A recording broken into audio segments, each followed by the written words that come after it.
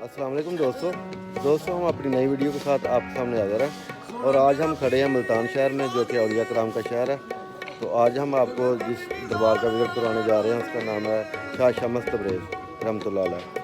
तो अभी हम जो ना दरबार के एंट्रेंस पे खड़े हैं और ये देखें इधर जो ना कवाली गा रहे हैं लोग। बहुत अच्छा माहौल है इधर। ये मेरे पीछे दरबार का मेन गेट है, तो इधर अलम लगा हुआ है। आगे चलते हैं और जो ना दरबार का सारा विजिट हम आपको करवाते हैं। ये खूबसूरत दरबार शाह शम्स तबरेज़ का जो कि मुल्तान में मदफून है। ये मेन गेट है दरबार का। दूसरी साइड जो ना तमीर हो रही है, लेकिन ये पुराना गेट यही है। तो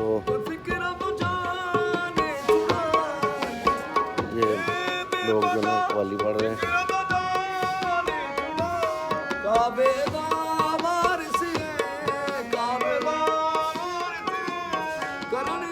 आगे चलते हैं दोस्तों।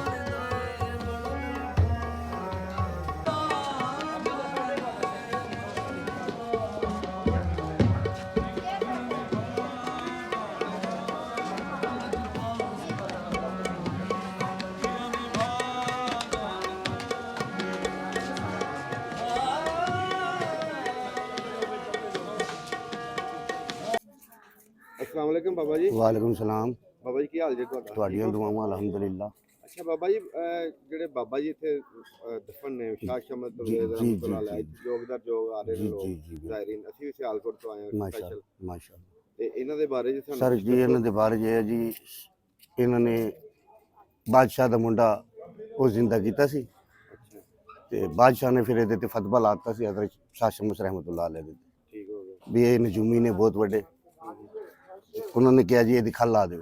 ਅੱਛਾ ਉਹਨਾਂ ਨੇ ਫਿਰ ਖੱਲ ਮੈਂ ਆਪਣੇ ਆਪ ਉਤਾਰ ਕੇ ਤੇ ਉਹਦੇ ਕਦਮਾਂ 'ਚ ਰੱਖਤੀ ਵੀ ਇਹ ਲੈ ਫੜ, ਤੈਨੂੰ ਖੱਲ ਚਾਹੀਦੀ ਹੈ, ਠੀਕ ਹੋ ਇਹ ਲੈ ਫੜ। ਫਿਰ ਉਹ ਕਸਾਬ ਕੋਲ ਗਿਆ, ਉਹਨਾਂ ਨੇ ਇੱਕ ਬੋਟੀ ਦਿੱਤੀ। ਉਹ ਬੋਟੀ ਪੂਰੇ ਮੁਲਤਾਨ 'ਚ ਉਹ ਕਿਸੇ ਨੇ ਭੁੰਨ ਕੇ ਨਾ ਦਿੱਤੀ। ਭੁੰਨ ਕੇ ਨਾ ਦਿੱਤੀ ਉਹਨਾਂ हाँ, ਨੇ, ਉਹ ਕੀੜੇ सरकार हजरत शाह शमस रहमतुल्लाह अलैह ने फिर शमस बुला लिया भी तू भी शमस ने, मैं भी शमस। सरकार शमस फिर आ गए ने थल्ले, उन्होंने बोटी भुन के दी। फिर उन्होंने कहा कि तुसी वापस जाना है, लेकिन थोड़ा जिहा थल्ले रहना ताकि मुल्तान वाले नूं मेरा एहसास हो कि कोई हजरत शाह शमस रहमतुल्लाह अलैह आया सी। एडे नेक बुजुर्ग। एडे नेक बुजुर्ग ने जी। ਇਹ ਬਜ਼ੁਰਗ ਇੱਥੇ ਕਿਦੋਂ ਦੇ ਨੇ? ये बुजुर्ग सर 800 साल हो गए तकरीबन। 800 ਸਾਲ ਤੋਂ 800 साल। ਤੇ ਇਹਨਾਂ ਨੇ ਇੱਥੇ ਜਦੋਂ ਇੱਥੇ ਆਏ ਸਨ ਉਦੋਂ ਕੁਫਰ ਦਾ ਨਿਜ਼ਾਮ ਸੀ। उदो कुफर दा निजाम सी। ਠੀਕ ਹੋ ਜਦੋਂ ਗਿਆ। ਆਏ ਇੱਥੇ ਸਨ। 800 ਸਾਲ ਤੋਂ ਇੱਥੇ ਮਜ਼ਬੂਤ जी जी जी जी ਤੇ इत्थे। ਇਸ ਤੋਂ ਇਲਾਵਾ ਇਹਨਾਂ ਦੇ ਜਿਹੜੇ ਔਲਾਦ ਹੈ ਇੱਥੇ हाँ जी हाँ जी औलाद बीज मखदूम ने ਇੱਥੇ ਰਹਿ ਰਹੇ इन्हों को सजरा। हाँ जी, इन्हों को सरकारों का सजरा है पूरा ਠੀਕ ਹੋ ये मखदूमा को। ਗਿਆ। ਇਹ ਹੁਣ ਦਰਬਾਰ ਇਹ ਪੁਰਾਣਿਆਂ ਜਿਹੜੀਆਂ ਨੇ ਇਹ ਜਿਹੜੀ ਅਸੀਂ ਦੇਖ ਰਹੇ ਹਾਂ हाँ हाँ ਇਹ ਢਹਿਣ ਡਿਆ ਕੰਮ। हाँ जी, ये ढैंड है जी, ये हुण दोबारा बन रहा है। सरकार ਅੱਛਾ मोहसिन नकवी साहब ने ग्रांट दी है बनाने वास्ते, ਸਹੀ ਹੈ। वो बन रहा है। हुण अज उहदा इफ्तिदा होना सी, ਹਾਂ।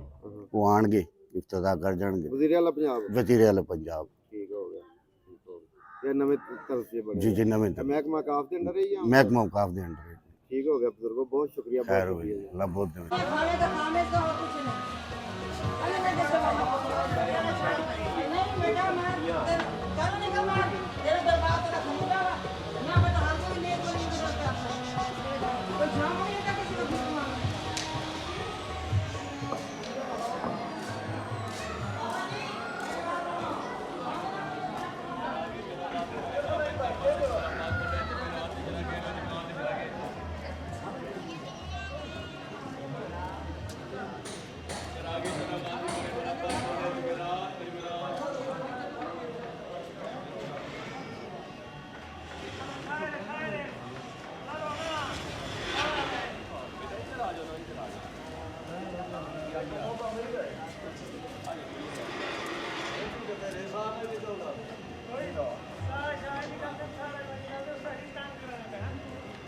बड़े भाई चौक पे जाते हैं, उसके बाद जाते सब कुछ जाना बहुत मुश्किल है। पर मेरे भाई जी मेरा आते सबसे लास्ट में आके कौन मेरे भाई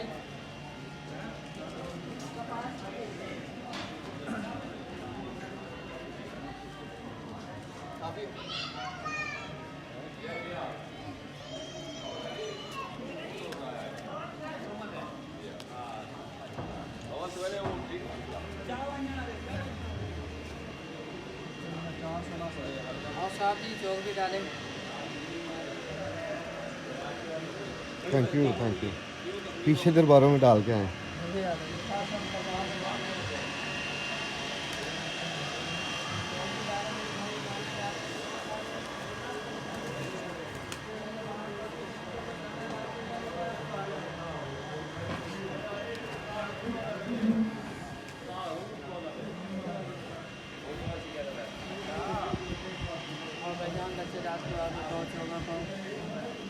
मौला आपकी वीडियो कबूल करे अपनी बारगाह च।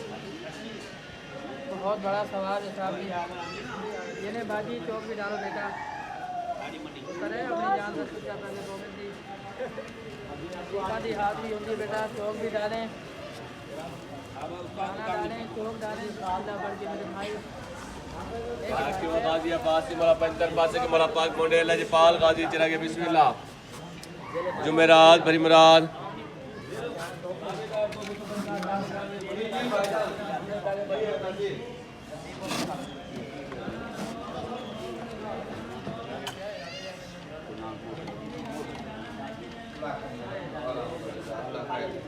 चिरागी पिला गाजी मोले मोला पाक मोंडे जुमेरात भरी मुराद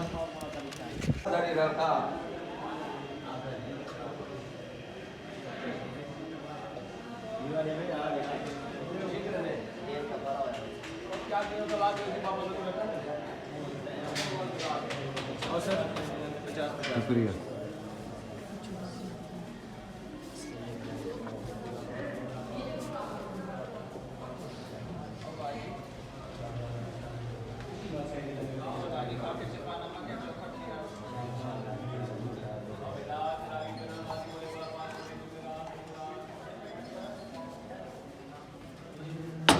नजर अल्लाह नियाज़ी मौला हुसैन लाजपाल रंगला में मुझे नामे मौला बिस्मिल्लाह शहजादा अली असद नियाज़ी बाबुल अवाइज मदद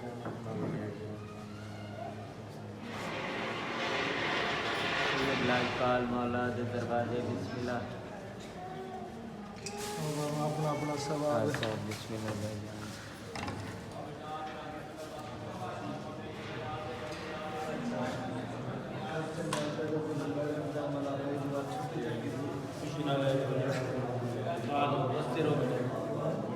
वाला हुसैन लाजपाल पर गए सियाती बादशाह ने दौड़ दी छोड़ना चाहिए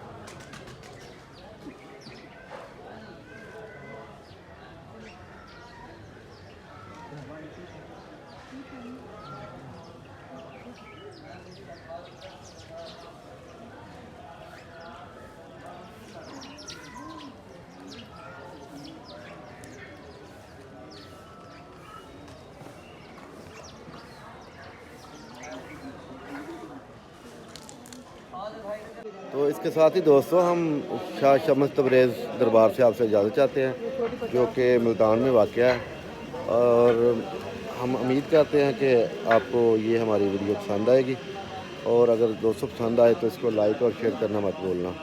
अल्लाह हाफिज़।